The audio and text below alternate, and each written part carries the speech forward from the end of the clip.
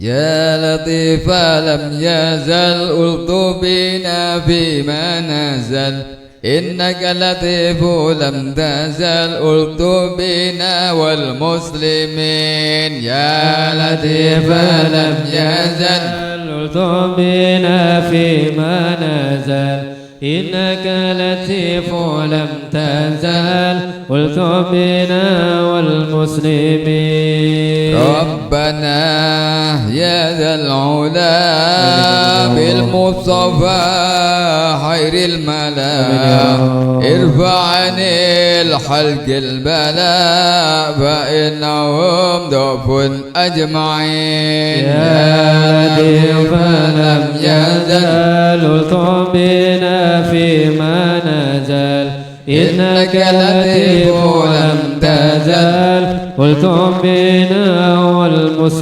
والمسلمين واحمد لنيران الفتن واكفنا كل المحن وجد علينا بالمنن واكفي أذى المؤذين يا لطيفا لم يزل قلتم بنا فيما نزل إنك لطيف لم تزل قلتم بنا والمسلمين والقهضاء ارفع والوباء واجعل عيناك الهباء وأمر حمانا والرباء وكلنا عونا معين يا لطيفا لم يزل طمنا فيما نزل إنك لطيف لم تزل قلتم بنا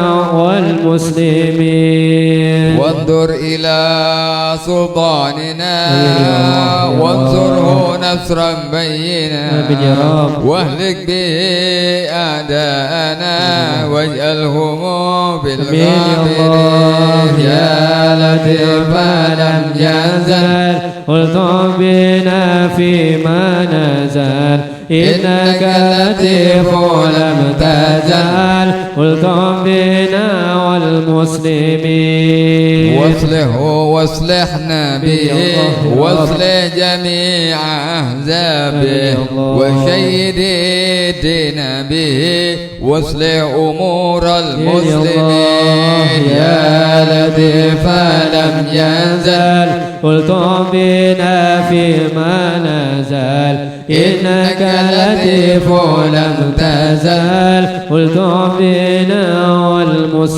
والمسلمين أجب دعانا ربنا كما وعدت واهدنا ولا تؤاخذ من جنى فأنت بالعفو قمين يا لطيفا لم يزل قلتم بنا فيما نزل إنك لطيف لم تزل قلتم بنا والمسلمين واغفر لنا ذنوبنا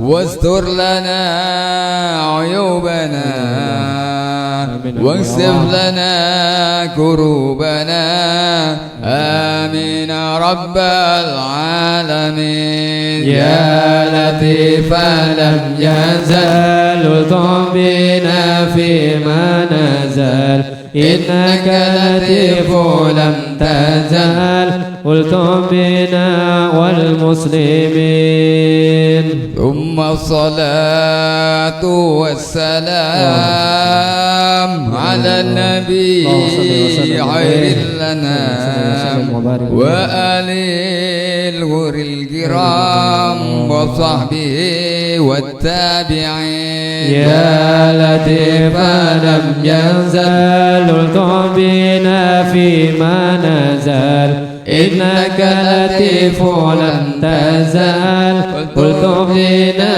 والمسلمين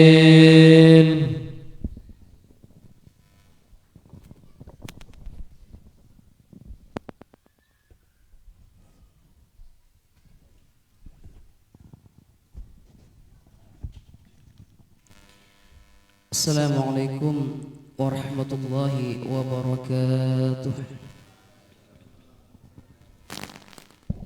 Alhamdulillahi rabbil alamin, hamdan katsira, fa subhanahu wa ta'ala fi dzatihi wa sifatihi wa af'alihi uluwan kabira. Wa sallallahu ala man ihtazal arsuh biwaladatihi tarabaw wastibshara وازداد الكرسي هيبة ووقارا وامتلت السماوات أنوارا وضجت الملائكة تهليلا وتمجيدا واستغفارا.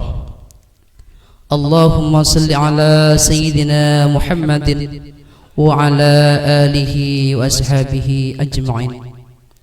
ونقول داعيا ومتبرعا إلى الله سبحانه وتعالى: اللهم أرنا الحق حقا وارزقنا اتباعه وأرنا الباطل باطلا وارزقنا اجتنابه وابتعاده. أما بعد. Para masyayikh, para habaib, para asatid, wabil khusus guru kita Al-Habib Osman bin Ahmad Al-Jufri wa jami' ahli baitihi alladhi sami'na wa ta'na, dan guru kita Al-Habib Sahir wa jami' ahli baitihi alladhi sami'na wa ta'na, dan guru kita Al-Habib Abdullah Al-Jufri wa jami' ahli baitihi alladhi sami'na wa ta'na, dan juga seluruh jajaran pengurus majelis yang Al-Fakir tidak sanggup untuk menyebutkan satu persatu, namun tidak mengurangi rasa takdim wa takrib Al-Fakir pada jenengan semua. Hadirin rahimakumullah, marilah kita senantiasa selalu memuji kepada Allah Subhanahu wa ta'ala atas nikmatnya, atas semua nikmat Allah Subhanahu wa ta'ala. Salah satu nikmat terbesarnya adalah kita sekarang ini diberi kesempatan oleh Allah Subhanahu wa ta'ala, ditakdirkan oleh Allah Subhanahu wa ta'ala untuk berkumpul dalam satu majlis yang insyaallah penuh dengan berkah ini, dengan harapan mudah-mudahan perkumpulan ini menjadi wasilah, menjadi penyebab kita mendapatkan ridha dari Allah Subhanahu wa ta'ala. Dengan harapan mudah-mudahan dengan duduknya kita di majlis ilmu ini, di majlis zikir ini dengan orang-orang yang soleh, akan menghidupkan hati kita yang telah mati, akan menghidupkan hati kita yang senantiasa sudah berkarat, akan mengobati hati kita yang masih sakit dengan barokahna para masyayikh yang hadir, yang ada di tempat ini. Salawat beserta salam semoga tercurah limpahkan kepada Nabi kita Muhammad sallallahu alaihi wasallam. Beliau adalah Nabi yang menjadi uswah, yang menjadi panutan bagi kita, menjadi uswah dalam setiap aspek kehidupan kita. Mudah-mudahan kita kelak mendapatkan syafaat Rasulullah sallallahu alaihi wasallam. Allahumma salli ala Muhammad, Allahumma salli wa sallim wa barik alaih. Hadirin rahimakumullah, marilah kita senantiasa berusaha untuk menjadi hamba yang betul-betul takwa kepada Allah Subhanahu wa ta'ala. Tentunya takwa kepada Allah Subhanahu wa ta'ala dengan artian bimtisali awamiri wajtina binawahihi. Takwa kepada Allah Subhanahu wa ta'ala dengan dua kalimat yang harus kita lakukan. Yang pertama al-imtisal bi awamiri, kita mengikuti, kita melaksanakan semua perintah Allah Subhanahu wa ta'ala, apapun bentuknya yang telah diperintahkan oleh Allah Subhanahu wa ta'ala, maka kita harus melakukannya. Yang kedua bijtinabi nawahihi, yaitu adalah menjauhi segala bentuk apa yang diharamkan oleh Allah Subhanahu wa ta'ala, menjauhi hal-hal yang dilarang oleh Allah Subhanahu wa ta'ala. Tentunya dengan dua hal tersebut kita akan menjadi hamba yang takwa kepada Allah Subhanahu wa ta'ala. Kita akan menjadi hamba yang bernilai ibadahnya di sisi Allah Subhanahu wa ta'ala. Salah satu kita lakukan taat kepada Allah Subhanahu wa ta'ala, namun kita tidak mampu untuk menjauhi larangan Allah Subhanahu wa ta'ala, kita tidak akan dinamakan orang yang taat, yang takwa kepada Allah Subhanahu wa ta'ala. Atau sebaliknya, kita selalu menjauhi segala bentuk yang diharamkan oleh Allah Subhanahu wa ta'ala, tetapi kita seringkali mengabaikan perintah Allah Subhanahu wa ta'ala. Seringkali kita tidak mengikuti apa yang telah diperintahkan oleh Allah Subhanahu wa ta'ala, maka kita pun tidak akan dinamakan orang yang takwa kepada Allah Subhanahu wa ta'ala. Hadirin rahimakumullah, kita menjauhi maksiat ini adalah cara kita untuk menghapus noda hitam yang ada dalam hati kita. Atau kita melakukan maksiat, ini adalah sebuah bentuk untuk menanamkan noda hitam yang ada di dalam hati kita. Jadi kita bermaksiat, efeknya adalah zulmah, kegelapan yang akan senantiasa menutupi cahaya yang ada di dalam hati kita. Jadi kalau kita sering sekali bermaksiat, maka semakin penuh noda hitam yang ada di dalam hati kita. Sebagaimana Ibnu Athaillah As-Sakandari dalam sebuah kitab yang berjudul Tajul Arus, beliau mengatakan, wa idza waqa'al minal 'abdi dambun waqa'ah ma'ahu dhulmatun. Ketika seorang hamba berbuat dosa, ketika seorang hamba bermaksiat kepada Allah Subhanahu wa ta'ala, maka disitulah akan tertanam di dalam hati orang tersebut sebuah noda hitam, yang mana noda hitam ini akan berusaha untuk menutupi nur cahaya yang ada di dalam hati kita. Maka ulama mengibaratkan, famisalul ma'syati kan nur kan nar wa dhulmatu khanaha. Maka ibaratnya, contohnya, maksiat itu bagaikan api, sedangkan kegelapan adalah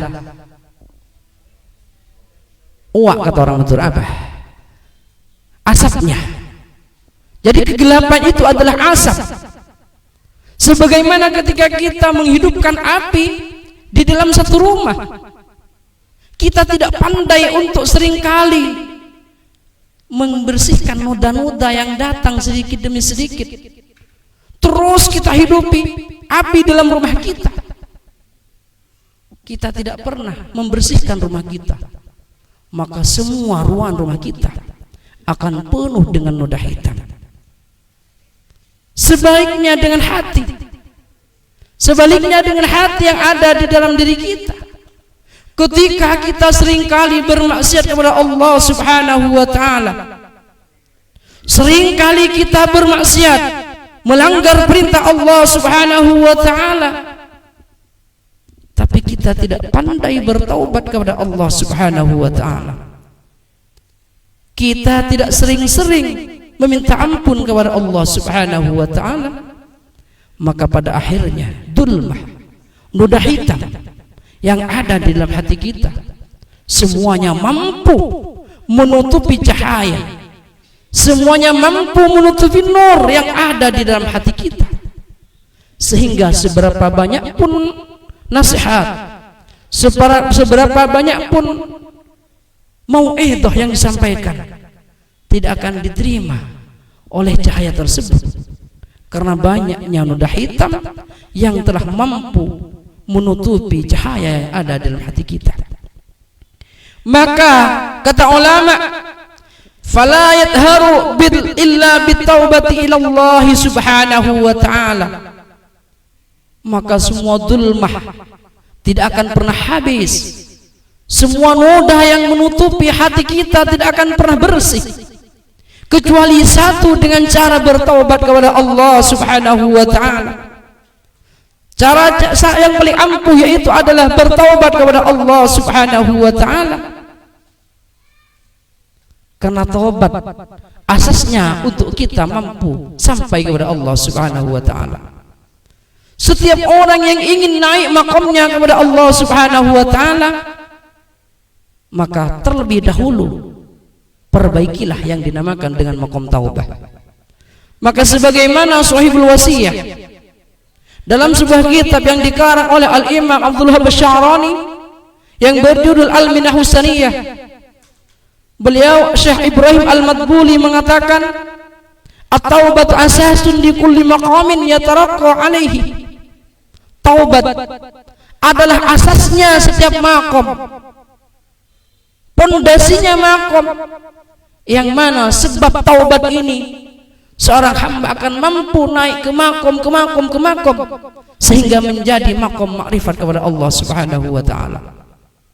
Kata beliau, seseorang yang tidak mempunyai makom, maka hakikatnya seseorang yang tidak mempunyai makom taubah, seseorang yang tidak mampu istiqomah dalam makom taubah, maka hakikatnya di sisi Allah orang itu tidak mempunyai makom apa-apa.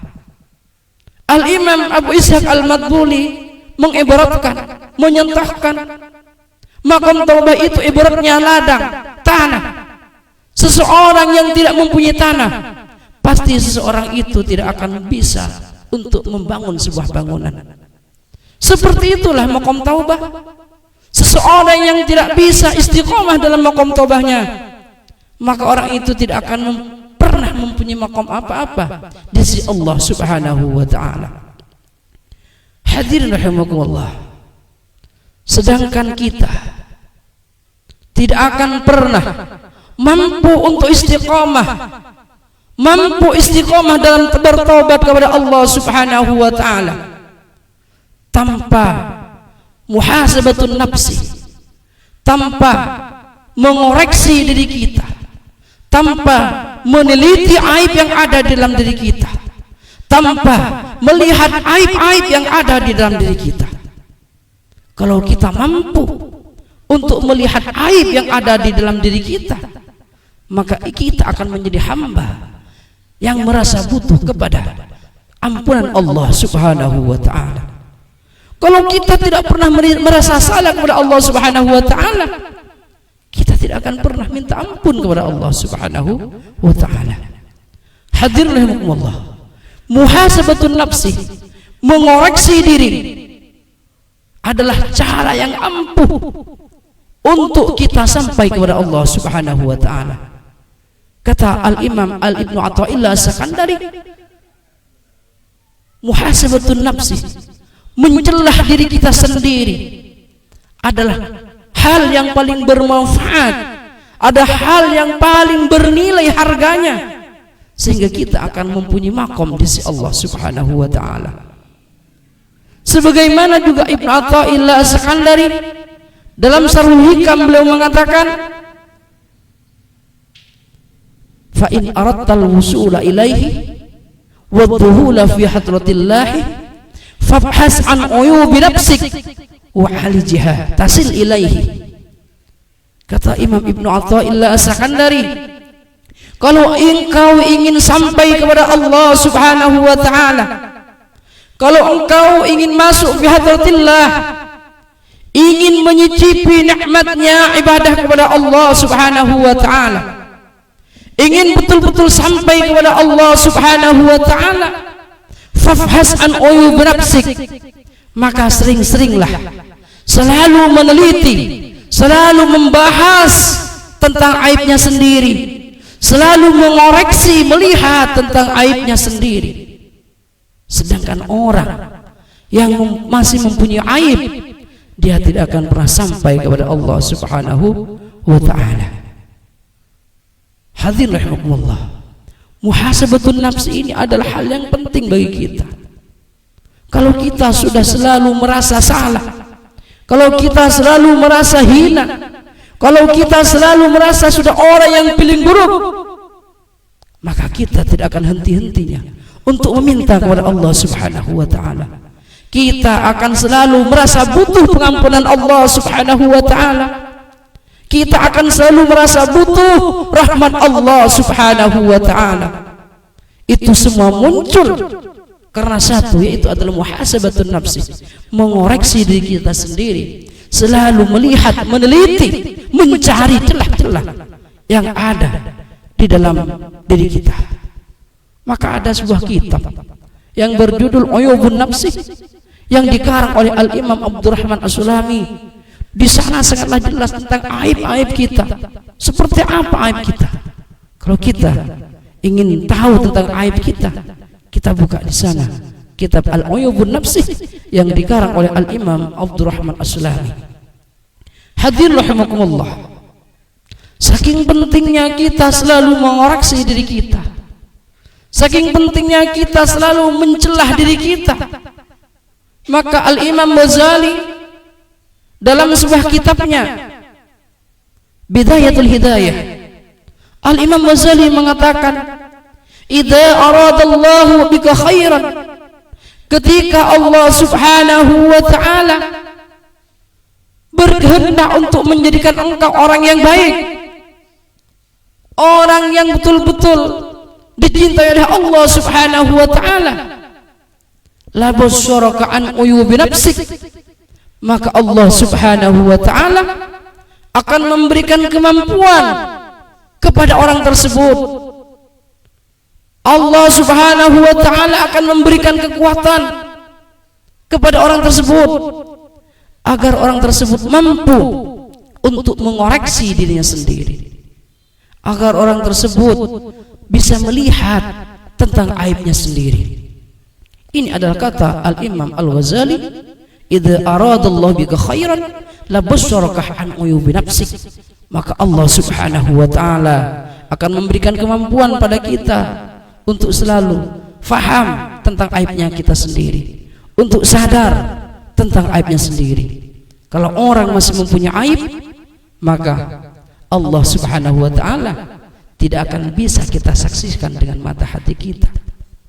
Kata Ibnu Athaillah, bersihkanlah hatimu, maka engkau akan mampu melihat hal-hal yang gaib yang berurusan dengan Allah Subhanahu wa ta'ala.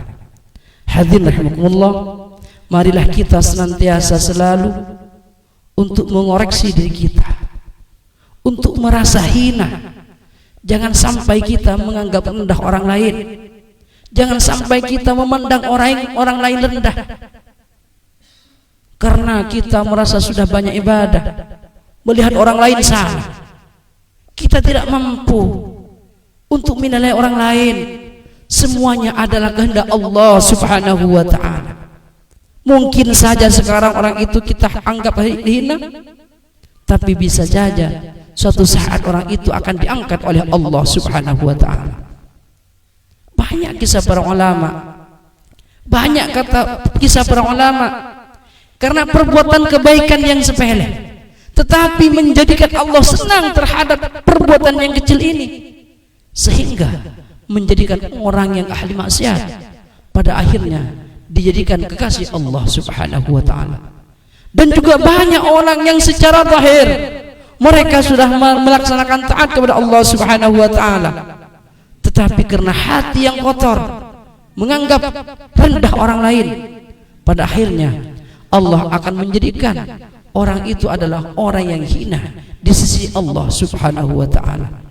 Karena orang yang dianggap baik itu, kata Imam Ghazali, bukan orang yang baik menurut pandangan manusia, tetapi orang yang baik itu adalah orang yang baik menurut pandangan Allah Subhanahu wa ta'ala. Dikatakan oleh Imam Ghazali dalam kitabnya Bidayatul Hidayah bahwa orang yang baik itu bukan menurut kata manusia, tetapi menurut Allah Subhanahu wa ta'ala. Mudah-mudahan kita senantiasa menjadi orang yang muhasabatun nafsi, yang selalu merasa butuh kepada ridha Allah, pengampunan Allah Subhanahu wa ta'ala, merasa butuh kepada rahmat Allah Subhanahu wa ta'ala. Akhiran ihdinas siratal mustaqim siratal anbiya wal mursalin. Assalamualaikum warahmatullahi wabarakatuh.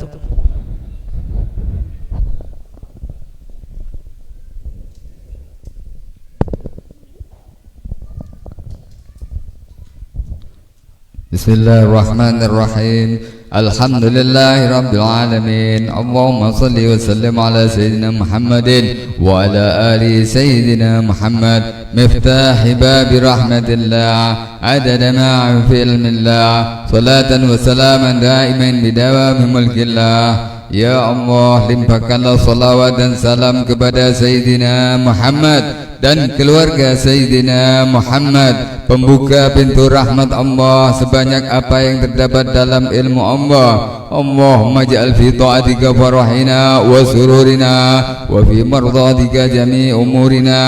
Ya Allah, jadikanlah kegembiraan dan kebahagiaan kami dalam ketaatan kepadamu, dan jadikanlah segala urusan kami dalam keridhaan-Mu. Allahumma ya alim bihalatina wa muttali ala sarairina wa niyatina, ikdi jami'a hajatina, ikdi jami'a hajatina, ikdi jami'a hajatina. Ya Allah yang maha mengetahui segala keadaan kami dan yang mengawasi segala niat dan isi hati kami, kabulkanlah segala hajat-hajat kami. Mari silakan yang punya hajat kita sampaikan kepada Allah.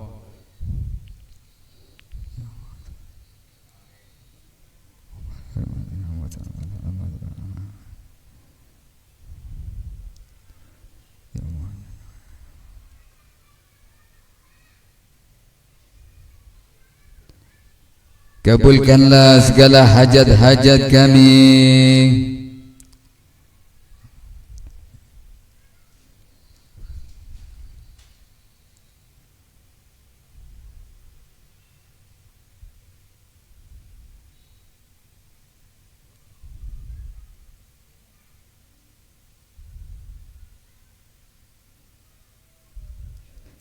Kabulkanlah segala hajat-hajat kami, ya Allah.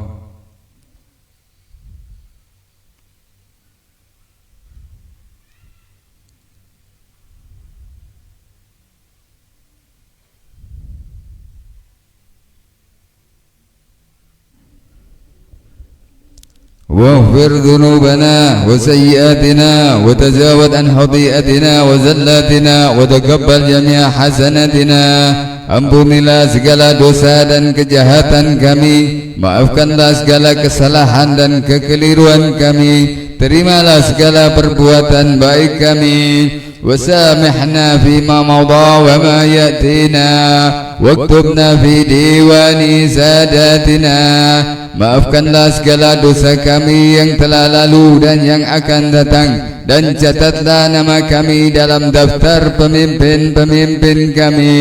Wasluk bina sabila najatina fi hayatina wa ba'da mamatina, serta tuntunlah kami ke jalan keselamatan kami dalam hidup dan mati kami. Allahumma inna tami'un fi atak, raghibun fi ridak, mustaslimun li qadak. Ya Allah, kami sangat mengharap pemberian-Mu dan mendambakan keridhaan-Mu, serta berserah diri pada ketetapan-Mu. Faktubna min awliyaik, wasluk bina sabila hudak, walhaikna bi asfiyak. Maka catatlah kami sebagai salah satu walimu, bimbinglah kami ke jalan hidayah-Mu, dan susulkanlah kami ke dalam kelompok pilihan-Mu. Wa sallallahu ala sayyidina Muhammadin wa ala alihi wa sahbihi wasallam. Walhamdulillahi rabbil alamin. Ya Rabbana tarafna bi annana tarafna wa annana asrafna ala lada ashrafna, fatub alaina tawba tasil kulla hawba, wastur lana al-awrati وآمن روعتي واغفر لوالدي